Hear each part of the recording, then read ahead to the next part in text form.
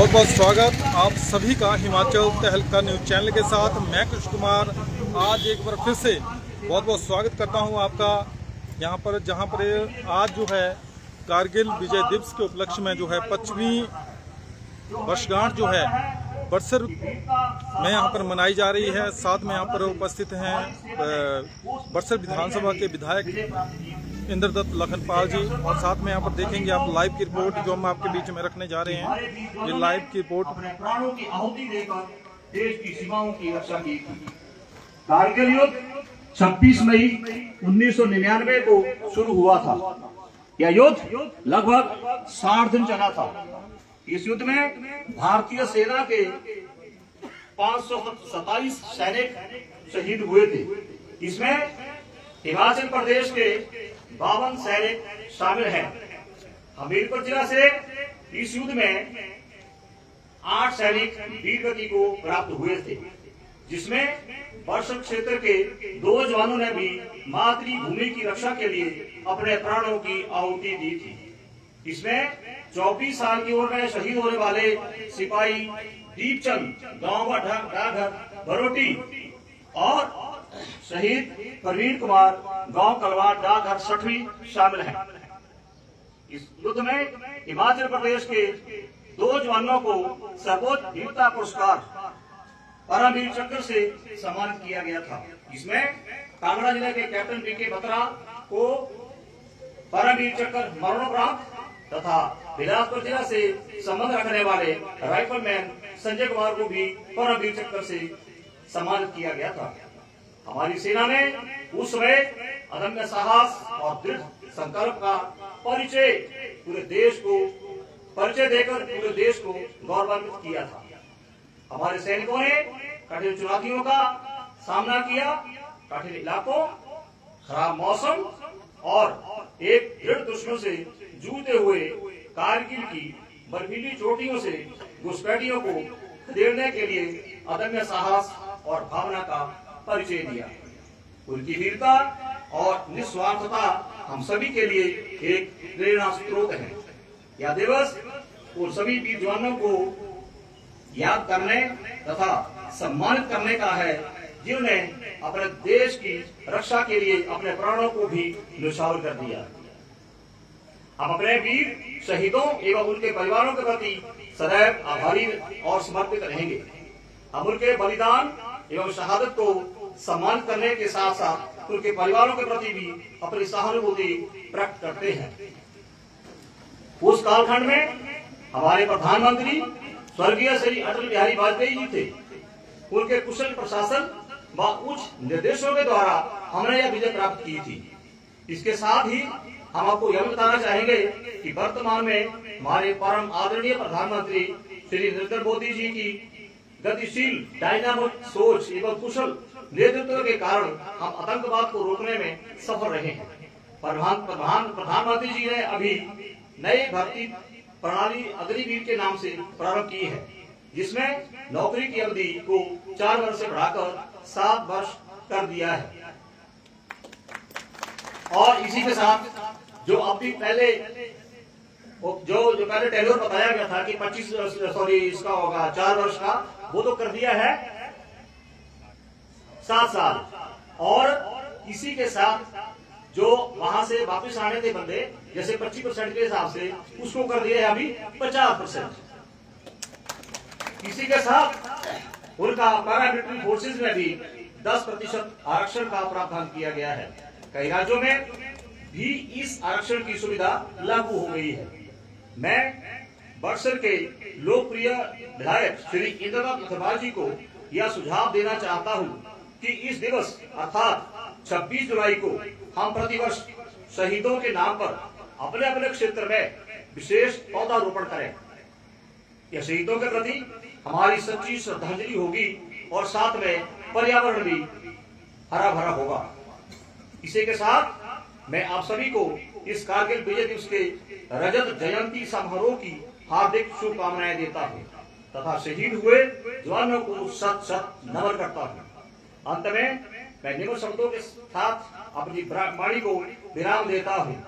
मैं भारत का अमरदीप हूँ, जो वतन पर मिट गया वो शहीद हूँ। तिरंगे को देता हमेशा सलाम हूँ, मैं भारत का वीर जवान हूँ। जय हिंद, जय हिमाचल, जय भारत।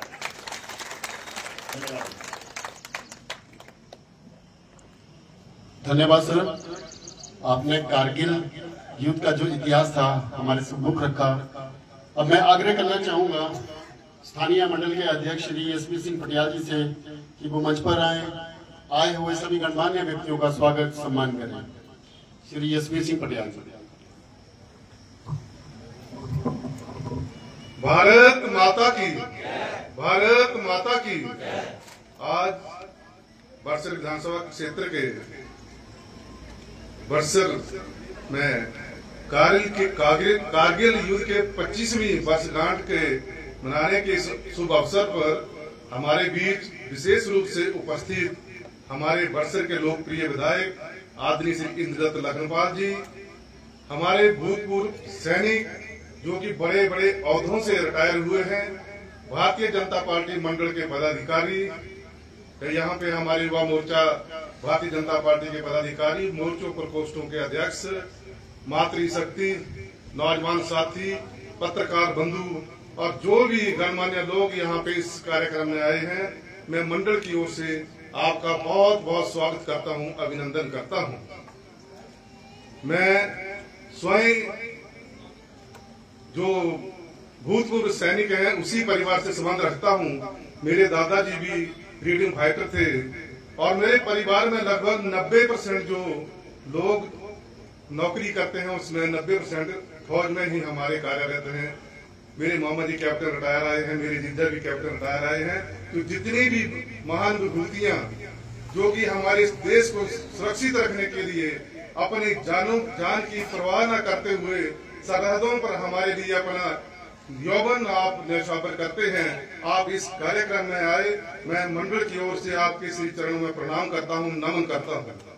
हमारे बीच जितने भी हमारे मंडल से यहाँ पे पदाधिकारी आए हैं, मैं इनका भी धन्यवाद करता हूं कि आप सबके सहयोग से ये हमारा कार्यक्रम बहुत सफल कार्यक्रम होने जा रहा है।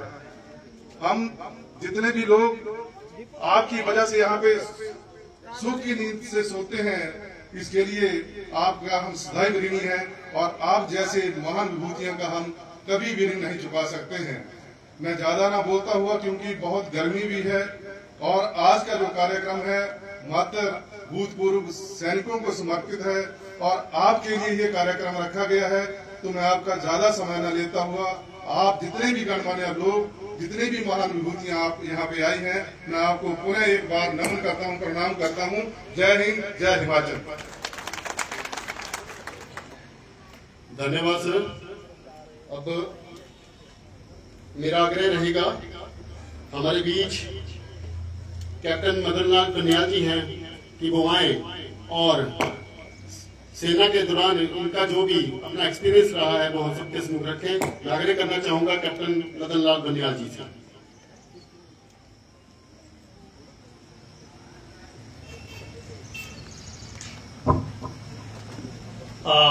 धन्यवाद। जय हिंद, जय भारत। आज हम सबको बहुत ही सौभाग्य और गौरव का दिन है कि आज हम अब जो हमारे बीच जिन्होंने अपनी सेना के लिए, अपने देश के लिए प्राणों की बाजी दी है, वो आज हमारे बीच नहीं है। लेकिन आप थोड़े टाइम के लिए भूल जाओ, वो हमेशा हमारे साथ हैं और कभी भी सैनिक मृत्यु को प्राप्त नहीं करता, वो हमेशा अमर रहता है और रहेगा। जय हिंद। अभी मैं आगे ही शुरू करता हूँ। जन जन ने दीप जलाए, जन जन ने दीप जलाए, लाखों और हजारों ही धरती पर आकाश आ गया, इन वीरों की शोभा लिए सितारों की। आज 26 जुलाई को ये दिन ऐतिहासिक दिन शौर्य के रूप में मनाया जा रहा है। यहाँ पर आए सभी वीर जवान, हमारी वीरांगनाएं, वीर नारियां और गणमान्य अतिथिगण, आप सबका मैं तहे दिल से नमस्कार और धन्यवाद करता हूं। सर, इस शौर्य दिवस पर भारतीय सेना के वीर जवानों के अदम्य साहस और शौर्य और बलिदान को याद करते हुए इसलिए विश्व की महान और बेहतरीन अजय सेना भारतीय सेना के शौर्य, पराक्रम और निस्वार्थ बलिदान को हम अपने तहे दिल से सलाम और नमस्कार करते हैं। सर, मैं बताता चलूं कि हिमालय से ऊंचा साहस सर जो किसी के आगे ना झुका ना झुकेगा, और हमारे वीर जवानों ने अपनी इस मातृभूमि की रक्षा के लिए अपने प्राणों और अपने परिवार की परवाह न करते हुए त्याग दिया।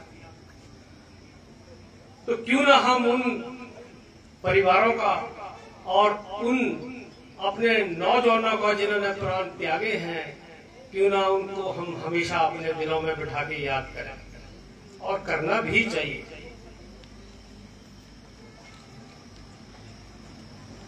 देश की यूनिट की और देश की आन बान शान के लिए अपने प्राण न्यौछावर किए, जिसमें हमारे हिमाचल के 52 जवान हैं। हमारे शिवराज में ने बीडी शर्मा ने ऑलरेडी कवर कर लिया है, लेकिन इनको जितनी बार हम याद कराएं उतना ही ये सब कम है। जिसमें 54 जवानों की जिन्होंने अपने प्राणों की हुति दी है, जिसमें कांगड़ा के 15, मंडी के 10 और हमारे हमीरपुर के 8 जवान हैं, और हमारे बरसा से 2 जवान शामिल थे। हम उनको तहे दिल से, दिल की गहराइयों से उनको नमन करते हैं और उनके परिवार को नमन करते हैं जिन्होंने ऐसे जवानों को जन्म दिया है। टोटली जो लड़ाई हुआ था कारगिल के अंदर 5 to 7 जवान जिन्होंने अपनी शहादत पाई थी इस देश के लिए, और जिसमें 1363 जवान जो है घायल हुए थे।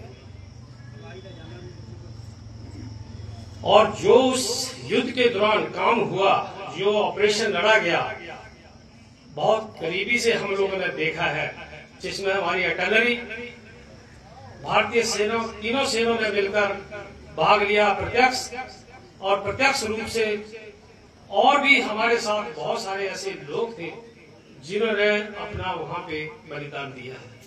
हम उनको भी तहे दिल से अपने दिल की गहराइयों से धन्यवाद देते हैं। आर्टिलरी ने लगभग 2,50,000 गोले दागे हैं, और आप अंदाजा लगा सकते हैं कि जब दिवाली होती है तो एक गांव के अंदर सिर्फ एक रात में जो पटाखे होते हैं उनका क्या कितनी आवाज होती है। इसी प्रकार रॉकेट लॉन्चर 300 से ज्यादा वहां पे लगाए गए थे, और उन्होंने अपना बखूबी से काम निभाया। साथ ही उन्होंने अपने दम्य साहस को दिखाते हुए एक नया आयाम इतिहास में लिखा। कई मॉडल्स दागे गए। अगर मैं एयरफोर्स की बात करूं तो एयरफोर्स का फाइटर लगभग 300 फाइटर डेली हमारे उड़ान भरते थे। उन्होंने भी अपना इस कारगिल युद्ध के दौरान अपना एक नया आयाम किताबों के इतिहास में लिखा है।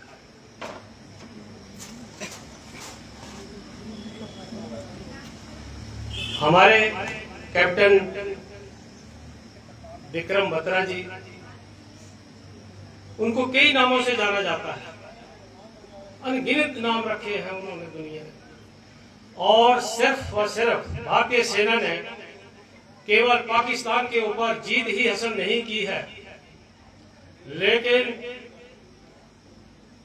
हमारे विक्रम बत्रा की गर्जना से आज भी उनकी पाकिस्तान की सेना अपने आप में कम कमाती है। आप चाहे एलसी के ऊपर देख लेना, कभी भी विक्रम बत्रा जोर से बोल के देख लेना, हमने एलसी के ऊपर भी रह के देखा है। और वो विक्रम बत्रा का नाम सुनते ही बिलों में घुसना शुरू कर देते हैं। हमारे हिमाचल के ऐसे जवान हैं जो छाती तान के बॉर्डर के ऊपर अपने देश की रक्षा के लिए, अपने प्राणों की बाजी लगाने के लिए तत्पर हैं। मैं दोबारा आप सबसे निवेदन करता हूं कि जितने भी हमारे जवान जिन्होंने कारगिल की लड़ाई में शहादत दी है, उनके परिवार कभी भी हमें कहीं मिलते हैं तो उनको हमेशा नमन करके निकलना है और अपने जवान जिन्होंने आहुति दी है उनको हमेशा एक दिया उनके नाम पे जरूर जलाना है जब ये हमारा ऐसा फंक्शन आता है। बड़ी फख्र की बात है हम सब लोगों को, हमारे बीच हमारे विधायक जी हैं, इन्होंने बहुत ही सराहनीय ये एक कदम लिया है। आज तक जो आप यहाँ पे बैठे हैं 25 साल कंप्लीट हो गए हैं इस युद्ध को, लेकिन आज पहली बार इनके गण कुंभलों से इस काम को पूरा किया। मैं धन्यवाद करता हूं इनका कि इनके अंदर भी वही सेना का पूरा जुनून है और होना भी चाहिए, क्योंकि हमारे हिमाचल के अंदर हर गांव में, हर परिवार में कोई ना कोई किसी फोर्स में जरूर मिलेगा। और मैं विधायक जी से जरूर रिक्वेस्ट करूंगा कि एक शहीद स्मारक जरूर यहाँ पे बनाए, ताकि हमें बैठने के लिए जिन्होंने अपने प्राण न्यौछावर किए हैं उनको वहां पे बैठ के हमेशा याद किया जाए। साथ ही मैं एक जरूर लाइन बोलूंगा, जो भरा नहीं कभी भावों से, जिसके हृदय में प्यार की रसधार नहीं, वो हृदय नहीं जिनके दिल में इन जवानों के प्रति प्यार नहीं। जय हिंद, जय भारत।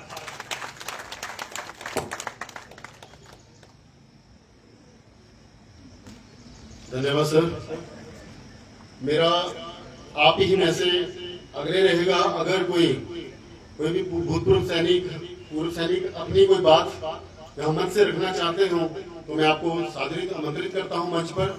अगर आप में से कोई ऐसी घटना जो आपकी ड्यूटी के दौरान, आपके इसके दौरान, ड्यूटी के दौरान हुई हो, तो मैं चाहूंगा कि आए मंच पर और हम सबको उसके बारे में बताएं। कोई ऐसी बात, ऐसी घटना?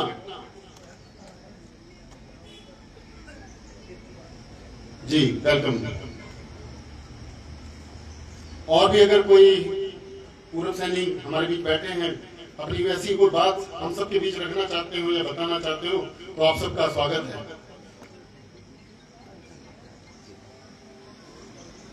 हेलो,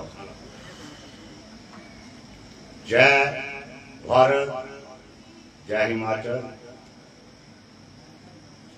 मान्यवर अपने विधायक साहब, भाजपा मंडल के सदस्यगण, जिन्होंने आज 25 साल के बाद पूर्व सैनिकों को याद किया, और साथ ही हमारे जो जवान जो शहीद हुए हैं,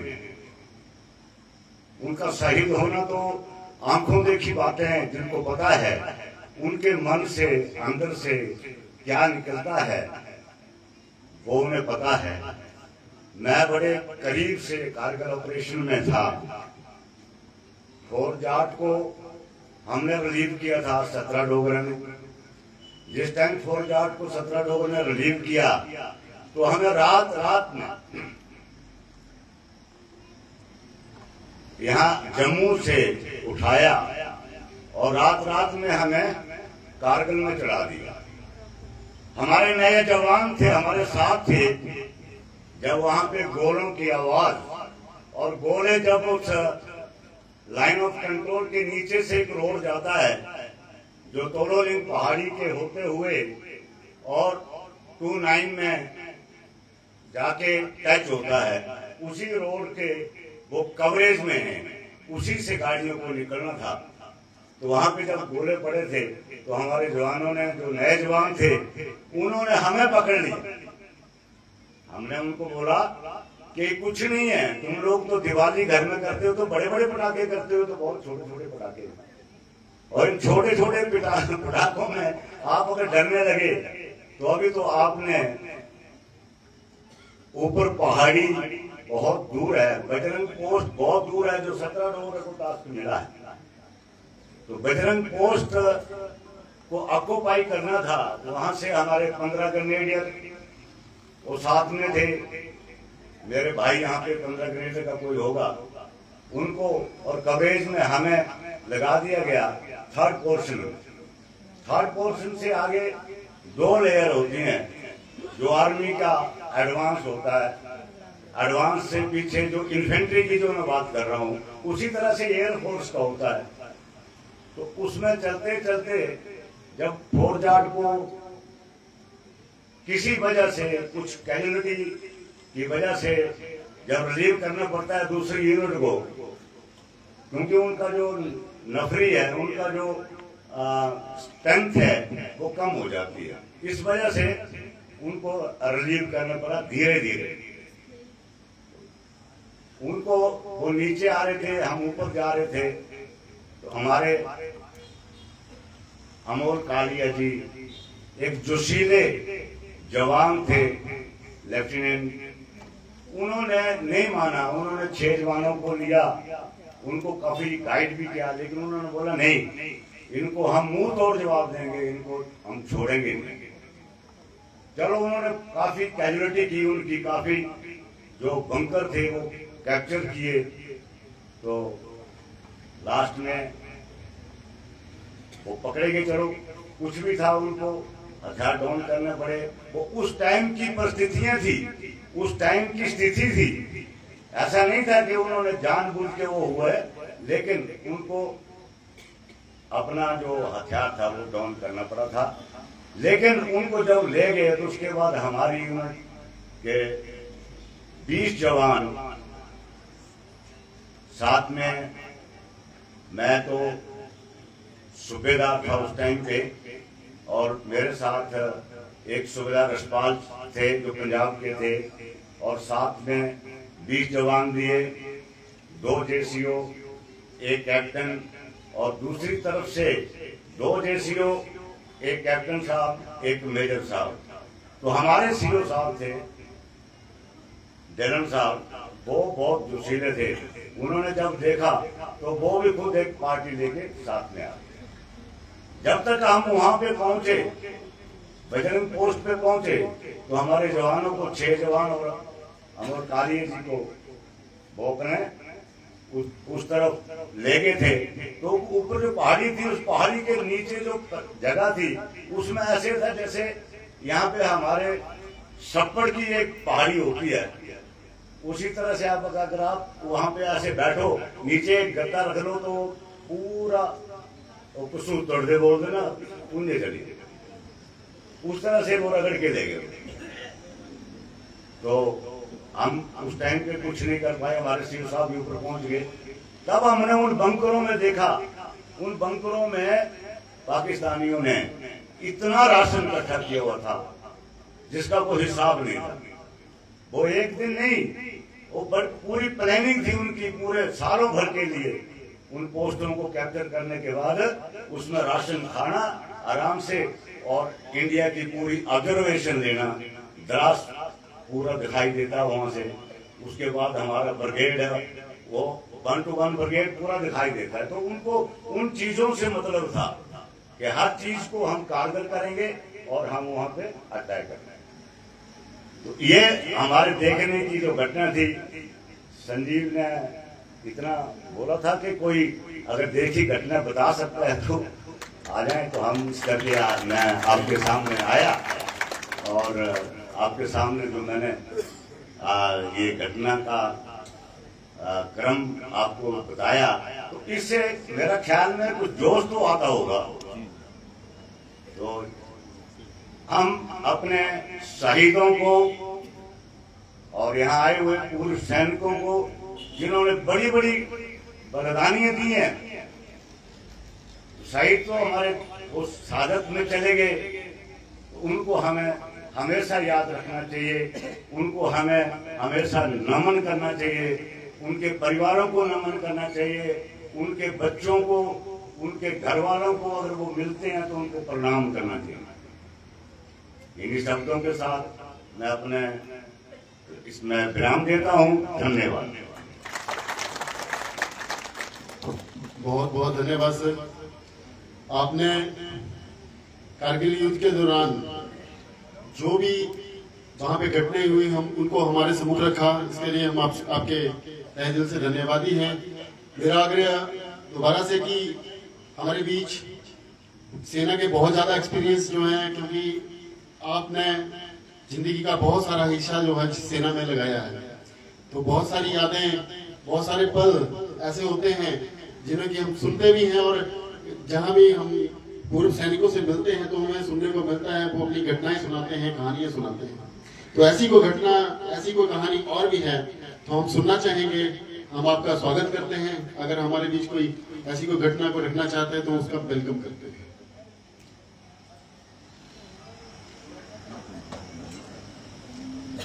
कोई आदमी कार्यक्रम के दौरान में अगर कोई हमारे बीच इच्छा रखते हैं कि हम 2 मिनट के लिए समय देना चाहते हैं और अपनी घटना रखना चाहते हैं तो आपका स्वागत करते हैं। इसी बीच हमारे बीच कारगिल युद्ध के दौरान द्रास सेक्टर में कारगिल में ही अपनी सेवाएं दे रहे थे कर्नल श्री सुरेश शर्मा जी, मैं उनका स्वागत करता हूं कि वो मंच पर आए और उस दौरान हुए अपने एक्सपीरियंस को हम सबके सम्मुख रखें। कर्नल श्री सुरेश शर्मा जी।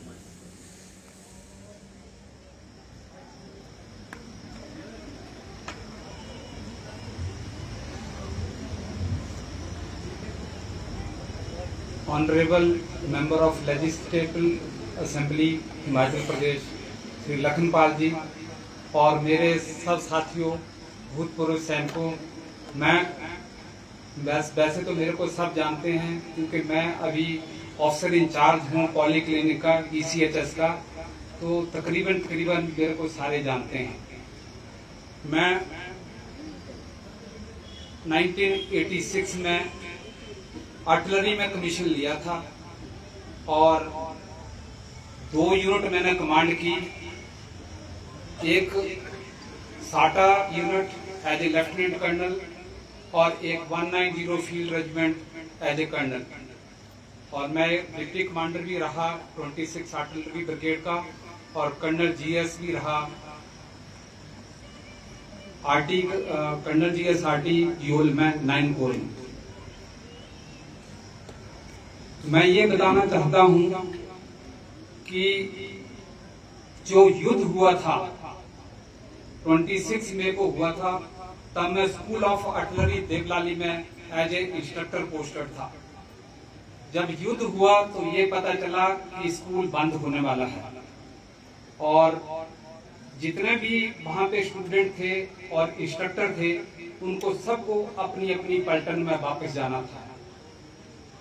हमें भी ऐसा ऑर्डर मिला और मुझे याद है कि जून की 15 तारीख को हमें ऑर्डर आया कि सारे जितने भी ऑफिसर स्टूडेंट हैं या ऑफिसर इंस्ट्रक्टर हैं, स्कूल अभी नहीं चलेगा, आप अपनी अपनी यूनिट में चले जाएंगे। उस टाइम मेरी यूनिट 190 फील्ड रेजिमेंट नौशेरा में तैनात थी।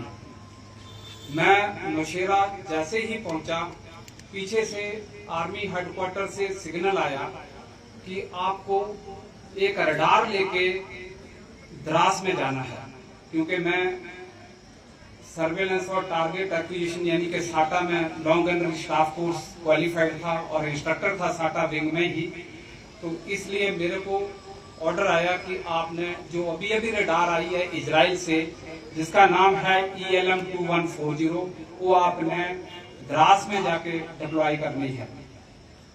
और मेरे साथ सिर्फ आर्टिलरी के जो इंस्ट्रक्टर थे वहीं पे 3 बंदे दे दिए और हमें ऑर्डर मिल गया कि जाइए। जैसे ही हमारी बस उधमपुर में पहुंची तो कमांड के भी जितने भी ऑफिसर थे और लेडीज थी, हमारी बस रोक के सबने अपना तिलक तुलक लगाया। तो उस टाइम मैंने ये सोचा कि पता नहीं वापस आएंगे कि नहीं, ये क्या हो रहा है। हम उसी दिन जो वो 15 RT ब्रिगेड जो कि ओल्ड एयरफील्ड में था, नहीं इसमें था श्रीनगर में, वहीं पे हम एक रात रुके। हमने सार मिल के थोड़ा सा रडार के बारे में, ये रडार जो नई थी उसके बारे में हमने जानकारी ली और अगले ही दिन हमारे को एक सिविल हायर ट्रांसपोर्ट देके उन्होंने हमारे को पंडरास भेज दिया। पंडरास में 8 माउंटेन डिप था, 8 माउंटेन डिप के साथ हमें अटैच कर दिया और साथ ही 8 आर्टिलरी ब्रिगेड था। उसमें 4 से 5 दिन हमने ट्रेनिंग की और उसी ट्रेनिंग के दौरान मुझे याद है कि 5 जुलाई की बात है, जब जैसा कि मैंने अपना घर, आजकल घर जो है वो मेरा कन्नौज में है, लेकिन मैंने घर बनाया हुआ है पालमपुर में। तो मैं विक्रम बत्रा को भी अच्छी तरीके से जानता था। तो हम दोनों ने बैठ के उस रात 4 जुलाई के रात को हम बैठे भी, क्योंकि अगले दिन उसने फिर दोबारा वापस जाना था अटैक के ऊपर। तो हम थोड़ी देर आपस में बातचीत की और मैंने तो रडार लगानी थी अपोजिट तोलोनी, लेकिन जैसे ही आप यहाँ से जाते हो प्लेन एरिया से तो आपको पता है कि आपकी सांस बहुत बुरी तरह फूलने लगती है। जैसे आप जुजीला पास क्रॉस करोगे तो जुजीला पास के बाद आपको पता है कि ऑक्सीजन की कमी हो जाती है। तो उस रात मेरे को बहुत प्रॉब्लम आई। तो मैंने अपने ब्रिगेड कमांडर थे उनको बताया कि सर मेरे को थोड़ा प्रॉब्लम हो रही है। तो उन्होंने बोला कि कुछ नहीं हो सकता क्योंकि वॉर इज ऑन, इसलिए कुछ कर नहीं सकते हम।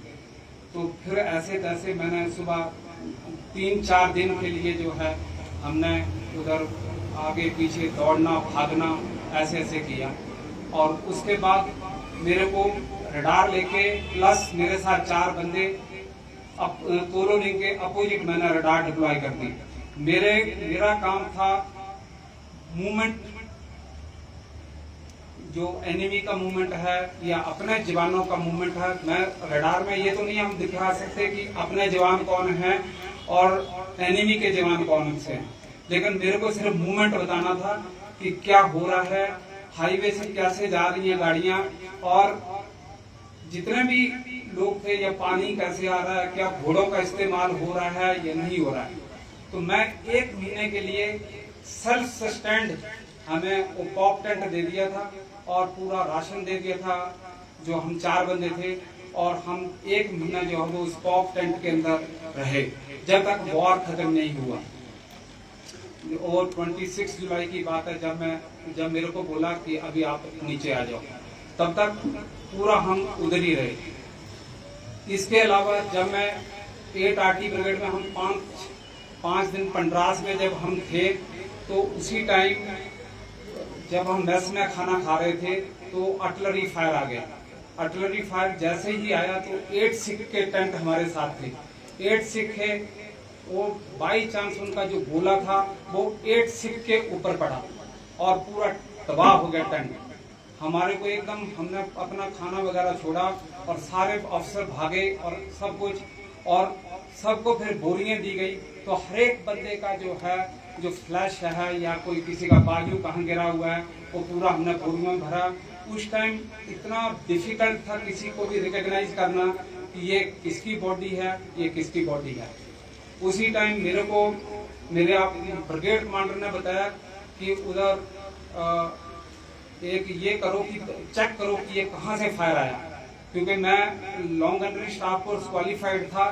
तो मेरे को उधर जाके एक लकड़ी सी होती है उससे पता चल जाता कि किस बेयरिंग से आ रही है फायर और किस डिस्टेंस से आ रहा है। और फिर मैंने जो आपको उनको बताया कि ऐसे ऐसे इस बेयरिंग से और इस डिस्टेंस से जो वो फायर आ रहा है। फिर हमने उसी टाइम जो रॉकेट वाले उधर डिप्लॉयड थे और बफोर्स भी डिप्लॉय थी, उन्होंने कम से कम भी 5000 गोले फायर किए और अगले 3 दिन कोई फायर नहीं आया। पूरी एनिमी की गन जो है वो पूरी साइलेंट कर दी।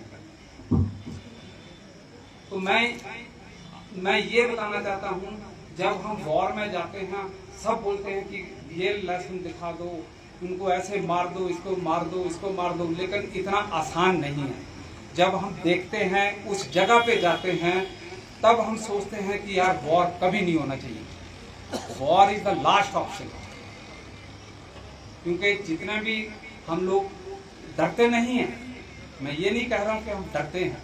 जब एक बार ऑर्डर मिल गया, मेरे को मस्को वैली जाना पड़ा बीच में ही, जब उनके ओपी पार्टी नहीं थी किसी यूनिट के साथ, तो मेरे को ओपी पार्टी के साथ मस्को वैली जाना पड़ा। तो मैं ये बताना चाहता हूँ कि वॉर के अंदर कोई चीज नहीं देखी जाती, आप मना नहीं कर सकते। चाहे आपको कितनी भी तकलीफ हो, कितना भी कुछ हो, लेकिन आप मना नहीं कर सकते। लेकिन फिर भी जब हम सोचते हैं, जब वो हमारी ट्रेनिंग होती है और जब हम सोचते हैं कि नहीं, हमने वर्दी पहनी है और हमने देश के लिए लड़ना है, तो उस टाइम सब कुछ खत्म हो जाता है। दिमाग में सिर्फ यही चलता है कि देश सबसे ऊंचा है और कुछ नहीं। तो हम सब जानते हैं कि हिमाचल के लोगों ने, हिमाचल के जितने भी जवान हैं, अफसर हैं, उन्होंने बहुत ज्यादा जो है वो शहादत दी है।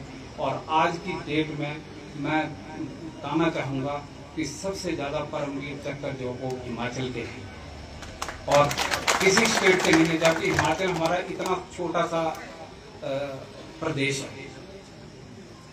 और मैं इसी के साथ अग्निवीर के बारे में भी थोड़ा सा बताना चाहता हूँ। मैं अभी थोड़े दिन पहले ही अपनी डॉटर के पास गया था। मेरा जो सन इन लॉ मेजर है महार रेजिमेंट में।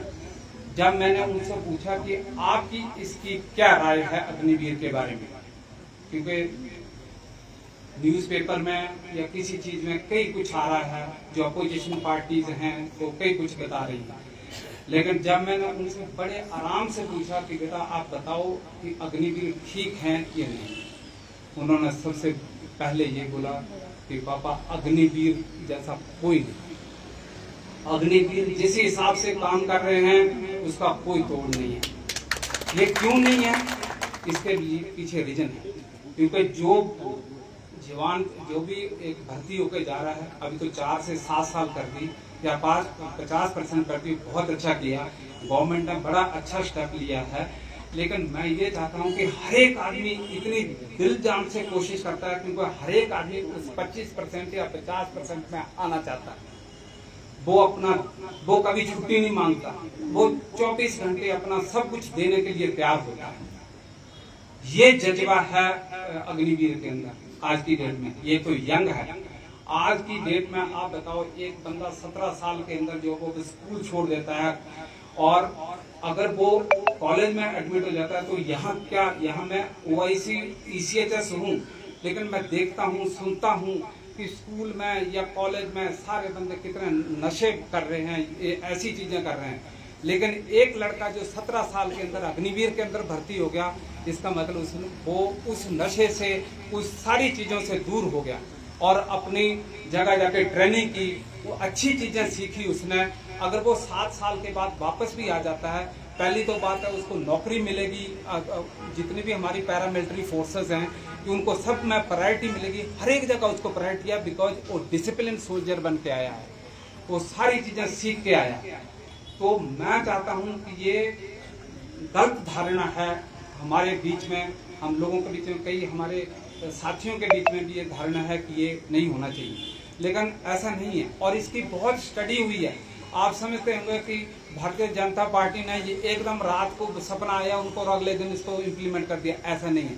जब आप इसका पूरा इतिहास पढ़ोगे तो आप जाओगे 1960-70 में, तब जब वहाँ के जो जनरल थे उस टाइम के, उन्होंने भी ये प्रोग्राम बनाया था।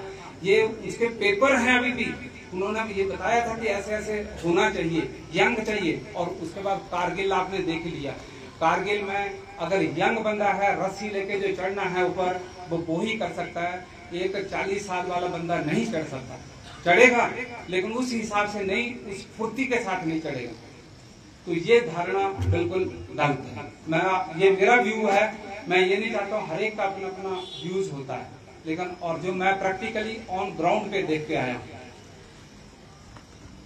बाकी मैं सबको ये बताना चाहता हूँ, जैसे बीडी शर्मा साहब ने बताया कि इस 26 जुलाई जो कारगिल दिवस है ये हर साल मनाना चाहिए। उससे पहले मैं पालनपुर में था, तो पालनपुर में तो हर साल जो है वो हम उस कैंट के अंदर जाते थे, पालनपुर मिलिट्री स्टेशन में। उधर तो पक्का वो शहीद वाला बना हुआ है। तो मैं, जैसे कि उन्होंने बताया अभी, तो मैं विधायक जी से अनुरोध करूंगा कि ऐसा सिस्टम इधर बनना चाहिए, ताकि हमारे जितने भी अफसर जेसीओ जवान हैं वो आके इधर नमन करें, जो भी, चाहे रिपब्लिक डे हो या 15 अगस्त का दिन हो या कारगिल दिवस हो, ताकि लोगों को इससे काफी प्रेरणा मिलेगी।